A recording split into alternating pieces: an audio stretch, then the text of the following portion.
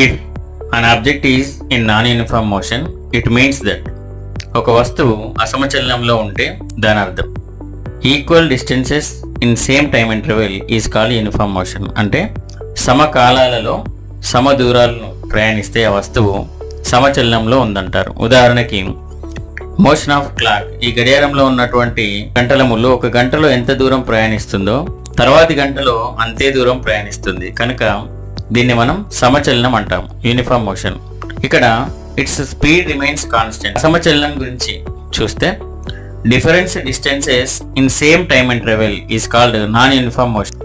సమ కాలాలలో అసమ దూరాలను ప్రయాణిస్తే ఆ వస్తువు అసమచలనంలో ఉందంటాం. ఉదాహరణకు ఇక్కడ ఉన్నటువంటి వెహికల్స్ ఏవైనా ఒక గంటలో 25 కిలోమీటర్లు తర్వాతి గంటలో 5 కిలోమీటర్లు కనుక ప్రయాణం చేస్తే ఆ వస్తువును మనం అసమచలనంలో ఉందంటాం. Option number 3 is the right answer.